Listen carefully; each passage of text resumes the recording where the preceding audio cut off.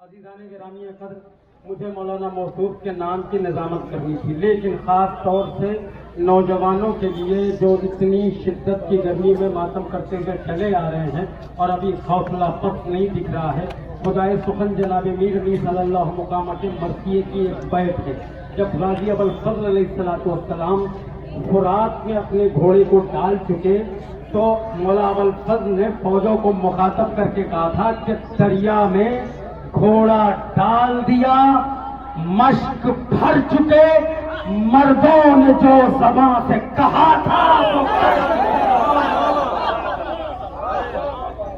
جی عزیزان محترم، مولانا موصوف محترم اقبال حسین صاحب قبلہ آپ کے درمیان یہاں بالکل آپ کے سامنے کھڑے ہوئے خطاب کرنے جا رہے ہیں۔ میں استقبال میں چند مصرے پڑھے دیتا ہوں، اس کے بعد وہ مختصر سی تقریر فرمائیں گے۔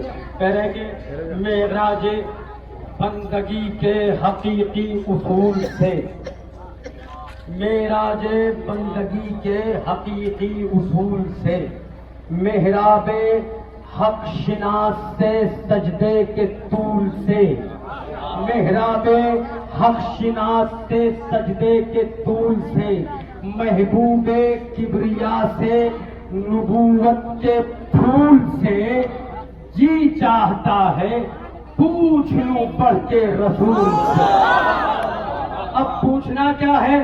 یا نبی خدا، یا رسول اللہ، جی چاہتا ہے پوچھ لوں بڑھ کر رسول سے، یا مصطفیٰ شعور کے حالوں میں کون ہے؟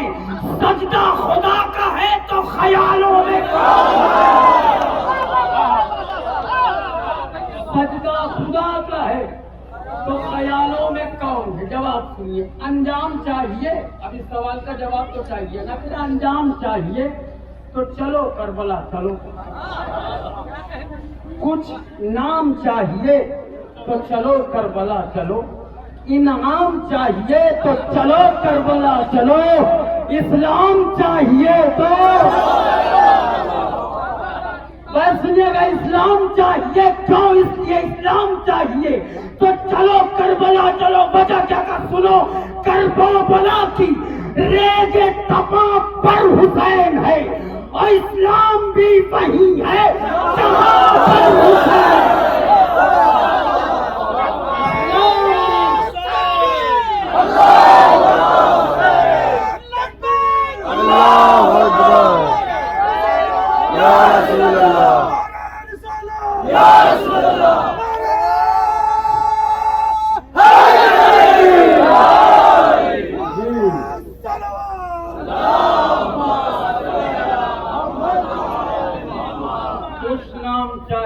تو چلو کربلا چلو، اسلام چاہیے تو چلو کربلا چلو، کرب و بلا کی ریگ تپاں پر حسین ہے، اسلام بھی وہیں ہے۔ موصوف آپ کے درمیان آپ کے سامنے کھڑے ہیں، استقبال میں بلند ترین نعرے سے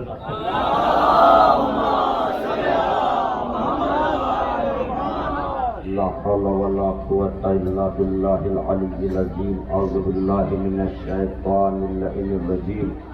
بسم الله الرحمن الرحيم۔ الحمد لله رب العالمين، الصلاة والسلام على أشرف الأنبياء والمرسلين، سيدنا ونبينا وشفيعنا وحبيب قلوبنا وطبيب نفوسنا أبي القاسم محمد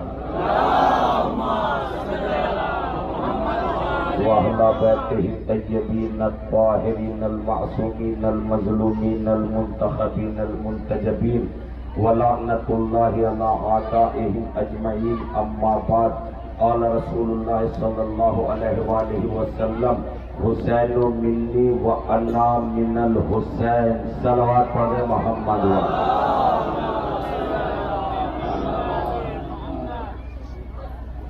حضور سرور کائنات حضرت محمد مصطفیٰ صلی اللہ علیہ وسلم کی یہ مشہور و معروف حدیث، جس کو تمام تر مسالک کے علماء نے اپنی اپنی کتابوں میں لکھا ہے، حسین منی وأنا من الحسین، حسین مجھ سے ہے اور میں حسین سے ہوں، یعنی رسول اللہ فرما رہے ہیں کہ میں حسین سے ہوں، جبکہ ایک نواسا اپنے نانا سے ہوتا ہے، نانا نواسے سے نہیں ہوتا۔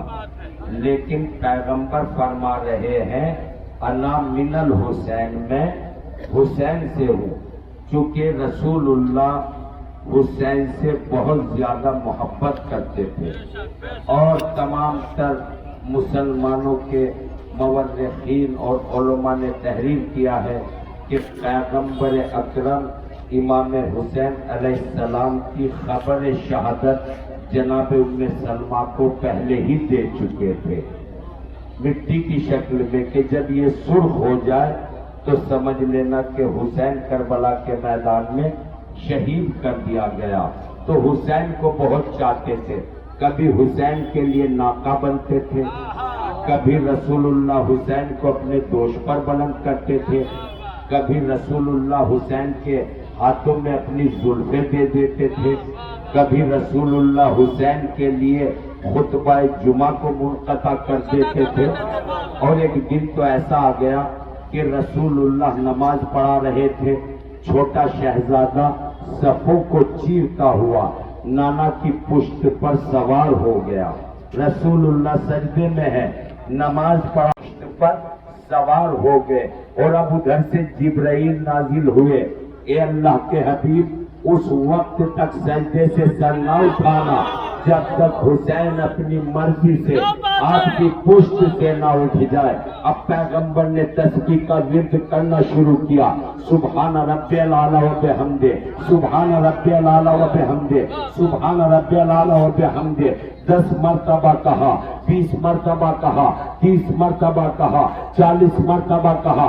صحابہ کرام پریشان ہونے لگے، آج پیغمبر کو کیا ہو گیا ہے، حالت سجدہ سے سر نہیں اٹھا رہے ہیں، تسبیح پر تسبیح پڑھے جا رہے ہیں، سبحان ربی الاعلی و بحمدہ، سبحان ربی الاعلی و بحمدہ۔ جب برداشت نہ ہو سکا تو ایک صحابی نے سجدے سے سر اٹھایا، دیکھا باپ رے باپ، یہ تو پشت رسول پر حسین بیٹھا ہے، یہ تو پشت رسول پر حسین بیٹھا ہوا ہے۔ صحابی نے حسین کو دیکھا، سجدے میں سر رکھ دیا۔ صحابی نے سجدے سے سر اٹھایا، حسین کو دیکھا، سجدے میں سر رکھ دیا۔ عزیزان محترم، اب میں مفتیان اسلام سے معلوم کرنا چاہتا ہوں کہ اس صحابی کی نماز ٹوٹ گئی یا باقی رہ گئی؟ مفتیان اسلام نے جواب دیا کہ باقی رہ گئی۔ کمال کا مفتی ہے، جب حالت نماز میں حسین کو دیکھنے سے اے صحابی کی نماز نہیں ٹوٹتی تو حسین کے تعزیے کو دیکھا۔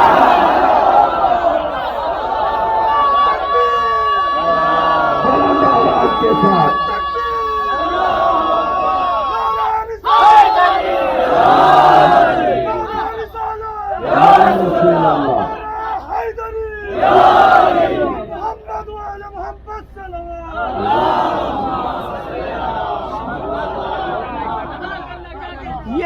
یہ شاہ نے کہا تھا جانے دو ہند مجھ کو۔ حضرت میرے دربار سے یہ آواز آ رہی ہے کہ یہ شاہ نے کہا تھا جانے دو ہند مجھ کو، شاہ کی زبان پر تھا ذکر نہاں ہمارا، شاہ کی زبان پر تھا ذکر نہاں ہمارا، شاید اسی لیے تو اقبال نے کہا تھا سارے جہاں سے اچھا ہندوستان ہمارا۔ دونوں ہاتھوں کو بلند کر کے پوری طاقت کے ساتھ حسین یاد، حسین یاد، یزید یاد، یزید یاد، نعرہ حیدری۔ تو عزیزان محترم، جب حسین کے بس ایک بات اور اس کے بعد منزل کی طرف آ جاتا ہوں، جب حسین کو حالت نماز میں دیکھنے سے صحابی کی نماز نہیں ٹوٹتی تو پھر حسین کے تعزیے کو دیکھنے سے نکاح کیسے ٹوٹ جائے گا؟ آپ اندازہ لگا رہے ہیں عزیزان محترم. یہی وجہ تھی کہ جب حسین کے سامنے سوال بیعت آیا تو آپ نے فرمایا کہ اس وقت میں اپنے نفس کو دو چیزوں کے درمیان پا رہا ہوں، بین الذلت والذلت. مرحلہ اس منزل تک آ گیا ہے، یا تو تلوار کھینچ کر مقابلے پر آ جاؤ یا پھر ذلت برداشت کر لوں. وہ ہائے ہاتھ من الذلہ، اور میں حسین ابن علی ذلت برداشت نہیں کر سکتا ہوں. کیوں؟ اس لیے کہ موت فی عزت خیر من حیات فی ذل. ذلت کی زندگی سے عزت کی موت بہتر ہے. امام حسین کے یہ فکر عزیزان محترم اہمیت کے مالک ہیں. وہائے ہاتھ من الذلہ، اور میں حسین ابن علی ذلت برداشت نہیں کر سکتا. کیوں؟ اس لیے کہ یا باللہ ذالکا، یہ ذلت وہ ہے جس کو اللہ نہیں برداشت کر سکتا ہے. وہ رسولہ، یہ ذلت وہ ہے جس کو رسول اللہ برداشت نہیں کر سکتے ہیں. والمومنون، یہ ذلت وہ ہے کہ جس کو صاحبان ایمان برداشت نہیں کر سکتے ہیں. یعنی حسین انکار بیعت کر کے ہر نمائندگی کا حق ادا کر رہے ہیں اور دنیا والوں کو بتلا دینا چاہتے ہیں دیکھو میں وہ طریقہ اختیار کر رہا ہوں کہ جو اللہ کا طریقہ ہے، رسول اللہ کا طریقہ ہے، صاحبان ایمان کا طریقہ ہے. اور باطل کے سامنے جھک جانا، یزید کے ہاتھوں پر بیعت کر لینا، یہ وہ ذلت ہے کہ جس کو نہ اللہ برداشت کر سکتا ہے، نہ رسول اللہ برداشت کر سکتے ہیں، یا نہ صاحبان ایمان برداشت کر سکتے ہیں. ابھی تک عقیدے کی بات چل رہی تھی، اب حسین نے فرمایا وہ حجور و طابت، یہ ذلت وہ ہے کہ جس کو وہ گودیاں بھی برداشت نہیں کر سکتی کہ جن پاکیزہ گودیوں میں میں پلا ہوں. نفوس نبیت، اس ذلت کو وہ نفس بھی برداشت نہیں کر سکتے کہ جو ذلت کا انکار کرنے والے ہیں. لہذا تم کو میرے شجرے میں، میرے حسب میں، میرے نسب میں، میرے خاندان میں، میرے قبیلے میں، میرے کٹم میں کوئی ایسا نہیں ملے گا کہ جو اس ذلت کو برداشت کرنے والا ہو. لہذا یہ میرے عقیدے کا تقاضا ہے کہ میں انکار بیعت کروں. یہ میرے نانا رسول اللہ کی نیابت کا تقاضا ہے کہ میں انکار بیعت کروں. یہ نفس علی کا تقاضا ہے کہ میں انکار بیعت کروں. یہ آغوش فاطمہ زہرا کا تقاضا ہے کہ میں انکار بیعت کروں. یہ میرا آبا و اجداد کی سیرت کا تقاضا ہے کہ میں انکار بیعت کروں. اس لیے کہ دنیا کا کوئی بھی شریف ترین انسان اس بات کو گوارا ہی نہیں کر سکتا کہ میں یزید کے ہاتھوں پر بیعت کر لوں. اور یہی وجہ ہے کہ جو خواجہ معین الدین چشتی اجمیری نے کہا تھا، شاہ ہست حسین، بادشاہ ہست حسین، دین ہست حسین، دیپنا ہست حسین، سردار لگا دست در دست یزید، حقا کے بنا لا الہ ہست حسین. حسین شاہ ہے، حسین بادشاہ ہے، حسین دین ہے، حسین دیپنا ہے. حسین نے سر کٹوا دیا مگر یزید کے ہاتھوں پر بیعت نہیں کی. جو اس لیے کہ حسین کا ہاتھ بیعت کرنے کے لیے نہیں تھا بلکہ بیعت لینے کے لیے. حسین کا ہاتھ بیعت تو حسین نے سر کٹوا کر نمازوں کو بچایا ہے، روزوں کو بچایا ہے، حج کو بچایا ہے، امر بالمعروف کو بچایا ہے، نہی عن المنکر کو بچایا ہے، مذہب کو بچایا ہے، اسلام کو بچایا ہے، دین کو بچایا ہے، نمازوں کو بچایا ہے، مسجدوں کو بچایا ہے، اذانوں کو بچایا ہے، قرآن کو بچایا ہے، کعبے کو بچایا ہے. عزیزان محترم 4 مصرے اور بس میں منزل کو تمام کر دیتا ہوں کہ مسجد کی چٹائیوں پر پڑے رہتے ہیں دن رات. مسجد کی چٹائیوں پر پڑے رہتے ہیں دن رات، سرور کے عزا خانے پر سر خم نہیں کرتے. یا علی یا علی یا علی. مسجد کی چٹائیوں پر پڑے رہتے ہیں دن رات، مسجد کی چٹائیوں پر پڑے رہتے ہیں دن رات، سرور کے عزا خانے پر سر خم نہیں کرتے.